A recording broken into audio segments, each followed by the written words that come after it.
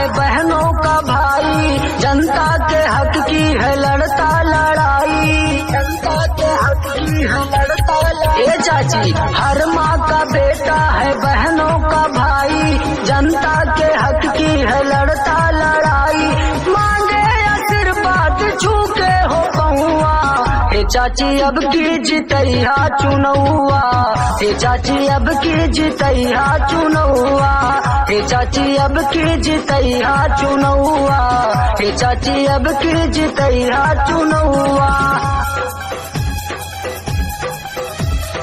हर माँ का बेटा है बहनों का भाई, जनता के हक की है लड़ता लड़ाई, जनता के हक की है लड़ता लड़ाई। ए चाची, हर माँ का बेटा है बहनों का भाई, जनता के हक की है लड़ता लड़ाई।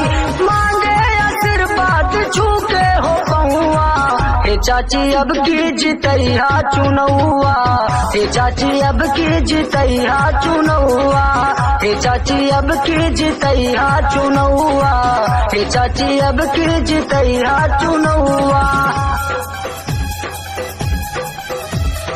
हर माँ का बेटा है बहनों का भाई, जनता के हक की है लड़ता लड़ाई, जनता के हक की है लड़ता लड़ाई। ए चाची, हर माँ का बेटा है बहनों का भाई, जनता के हक की है लड़ता लड़ाई। मांगे आशीर्वाद छू के हो पहुआ, हे चाची अब की जितैया चुनौआ, हे चाची अब की जितैया चुनौआ, हे चाची अब की जितैया चुनौआ, हे चाची अब की जितैया चुनौआ।